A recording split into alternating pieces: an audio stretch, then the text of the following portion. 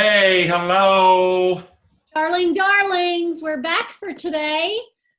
We are in this magical, mystical time still of the Easter season. My dog's barking. Yay! Hey, Lua, you're barking. How are you, Blake? I'm doing well this week. Last week was not well. We're all buckling. It's one of those moments, up and down and up and down. Interestingly, this morning's moment for me when I was just like, wait, what? I actually was going through my cupboard, organizing it, and I saw these two kits that I have for spices for making a dip. And I was like, I can't have friends to come over and dip with me. So I actually had just a little sadness over the lack of dipping opportunity. Dippiness. Dippiness. Just like, I was just like, oh, I could, cut up celery and cut up carrots back in the day and have people dip. But now, no, there shall be no dipping. And who wants to dip by themselves? I mean, nobody. Eat it with a spoon. Right. You don't dip by yourself. That's just weird. I don't know. So tell us, Blake, what do you want to talk about this week to the Starling? Well, what is that sound? Oh my word. I have a avid motorcyclist, and he loves to go and for 3 hours he has been going back and forth, and I'm trying not to be that crazy neighbor that runs out in the middle of the yard. Get off my lawn! Get off my lawn, you crazy kid! But it does get old. I bet it. But I've been thinking about lately in the middle of all the traffic noise. Wow. Mystery. Nice. Mystery. Mm-hmm. And I don't know. I've lived faith for a really, really long time. I'm getting old, even though, No, I think that, for some people, mystery is how they live. If they are a mystic, they're very, very comfortable in that place. And as a culture, I don't think we are as much. And I come from a different place than you right now, because I'm living with people who, it's all about science. If it can't be proven, then it doesn't exist. And so texts like the Easter story and like the locked room where Jesus appears, or the road to Emmaus where Jesus appears and they don't recognize him until he breaks bread. That's scary for someone who feels like they need to have proof for everything. But for example. Well, and it's not only science, Jeanie. It's also doctrine has almost become like science. So on the other side of the story, we don't leave any room for mystery and the comfort with mystery. That's mysterious. How are you doing that? It's from magnets. It's magnets. It's not a mystery. It's magnets. It's not a mystery, really, because it's magnets. But it's still a mystery, because we can say, oh, well, this magnets are, charged metals, charged minerals. Some things are magnetic, other things are not magnetic. But we still don't know why they are. Like we can say what chemical components make them so, but we can't say what the purpose is of those chemical components being there. So in that sense, it is mysterious, and no scientist can tell us that. Like, no scientist can tell us why gravity. They can explain gravity, they can have a formula for gravity, but they can't actually say why gravity. Yeah. So science gives us a lot of explanations, but it's not contrary to the mystical nature of faith, because it's still, nobody knows. Nobody knows. I'll drink to that. Me too. This big glass of water. It's not a mystery what will happen when I finish drinking all that water. but it gives me something to do these days, Jeanie. There you go. You won't be bored. You drink, you do what comes after. This is Fresca. This is Fresca. Mine is just clear water. I know. I should be drinking clear water because it's super healthy and stuff. But anyway, yeah. So as I approach the Easter stories the last few weeks, I've asked some questions, and I've allowed myself the space to do that, even as a leader. Some questions about doctrines that were set long before you and I were born. Way over 500 years ago, more than 500. Which ones? Which ones were they? Well, I have been asking the question, here comes my neighbor again. Okay. The nature, can you hear them? Totally. Yeah, I can totally hear it. It's really worn loud. out. It's not a mystery. I'm worn out. It was so funny. The nature of Jesus, the fully divine, fully human. Right. Yeah. And so we've talked about that, and we've made bullet points about that, and we've made sermons and a lot of things through confessional statements. Right. And I've often attempted and worked to defend those doctrinal statements, and now I'm more interested in just letting it be a mystery. I don't have to understand exactly why or what or how this happens. Right. Now, my question that I bring does not negate God's ability to work Jesus in a unique way. Yeah.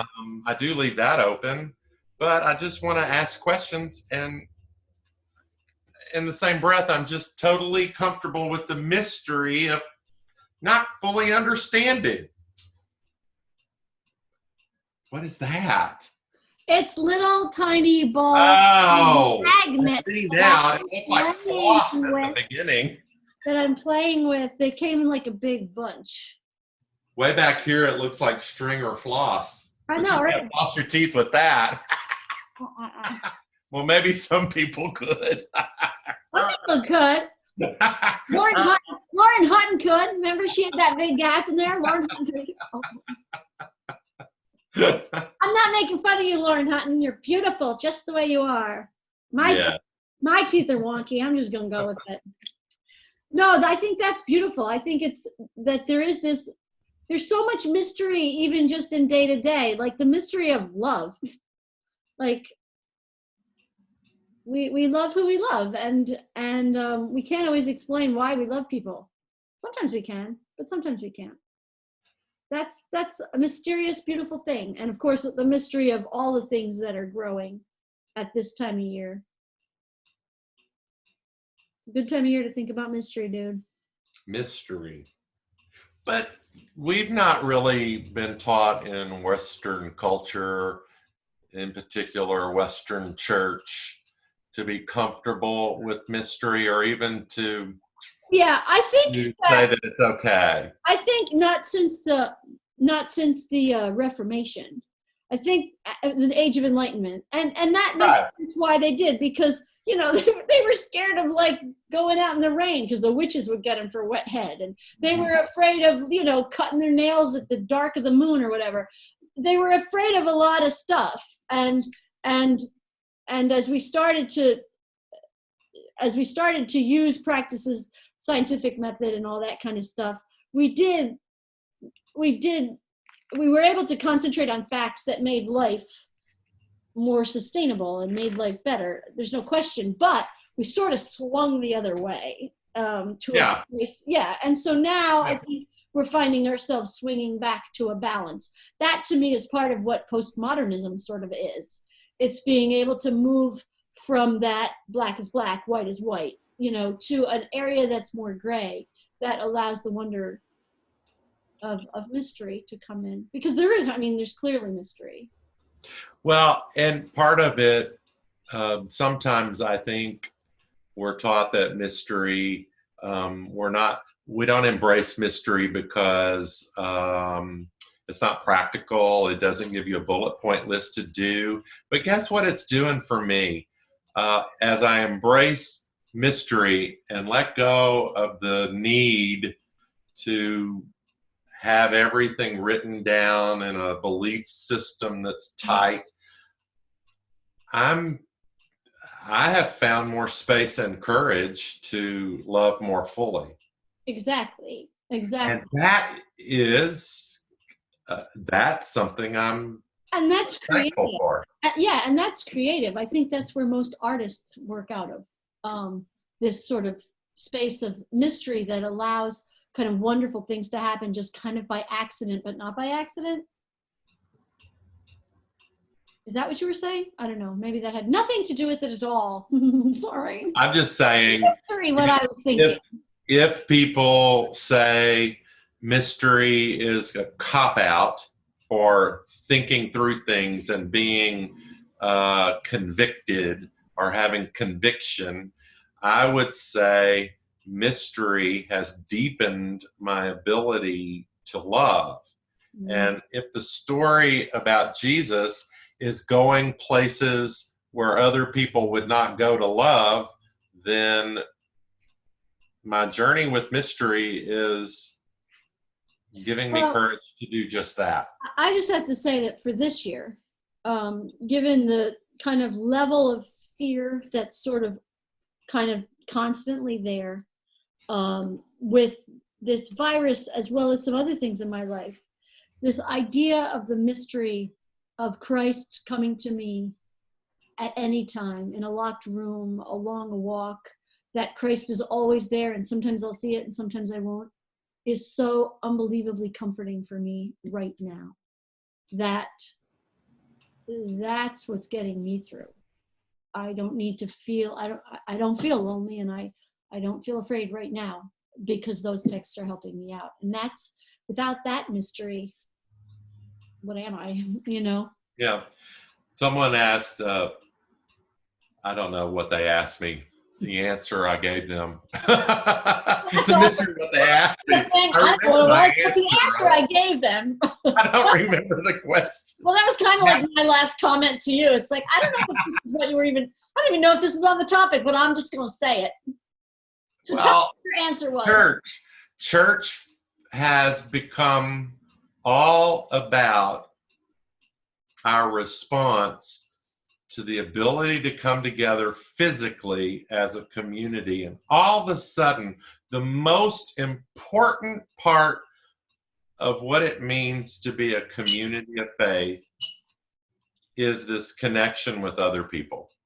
Mm-hmm. And when all of a sudden, when someone says you can't go to that building, and we're almost to 40 days.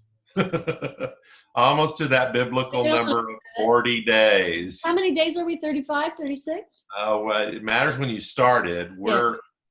Our little journey at our church, we're at like 37. Wow. And so immediately the second week that we couldn't go to the building. Now people miss church all the time for 2 and 3 and 4 weeks at a time. Yeah. But I guess there's a comfort in their mind that community is still happening in their absence. Yeah. And they can come right back to it. Mm-hmm. But when we couldn't come at all of a sudden, what bubbles up to the top that's the most important thing? You know, now we're dealing with what's more important. The secret is, I don't know who listens to this, to our little thing. Well, whoever we put it out to, so. Well, I'm not going to say anything too horrible. Yeah. Oh, I see. Oh, got it. But you know, some of the things we argue about at that church, you know, and then we have a committee meeting, and then we get even more snarky about it. Well, guess what?